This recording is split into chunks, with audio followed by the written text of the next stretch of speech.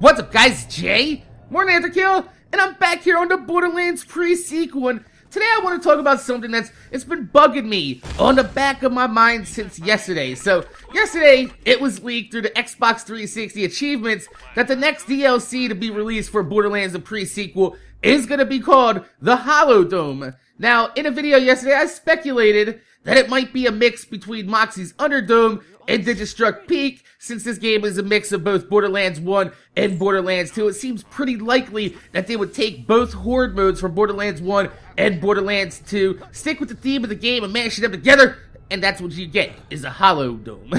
So, people started coming to my video, and they were saying, "Oh my god, Matt, this is awesome, because now they could use this to fix the non-respawning enemies of the game, and we can farm legendaries for days." And I was like, wait a minute. It had me thinking. I started scratching the old proverbial head here.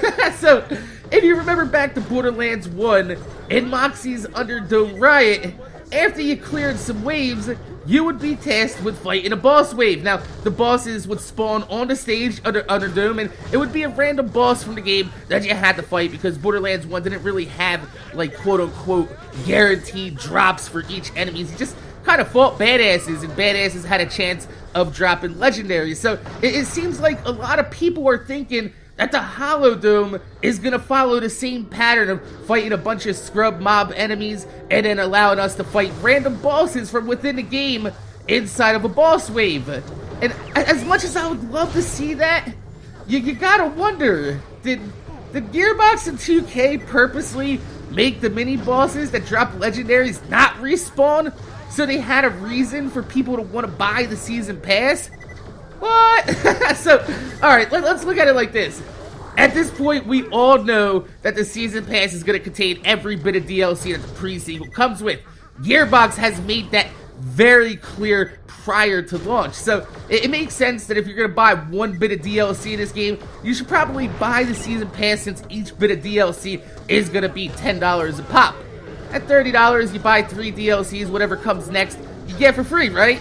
That's how it's looking, and we already got the Holo-Dome, Handsome Jack, and Aurelia the Baroness is another character that we've been seeing floating around the internet. So that right there is already $30 worth of DLC. That's your season pass right there. Anything that comes with that is gravy. But did Gearbox and 2K purposely hold back the respawn of enemies in order to sell more DLCs? Now, this is just speculation, right?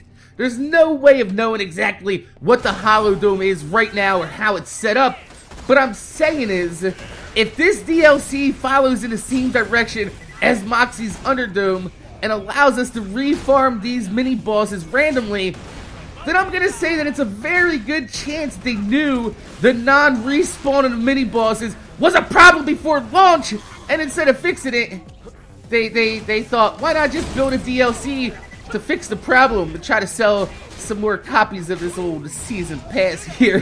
Because, I mean, let's look at it. We all know it takes longer than 30 days to whip together a DLC. So, we know that this DLC was already made before launch. And if this DLC is made to fix a problem, how did they know that there was going to be a problem before launch? You see what I'm saying? Like, I know I've been sitting here saying, oh, Gearbox doesn't know what we want because they didn't make the enemies respawn.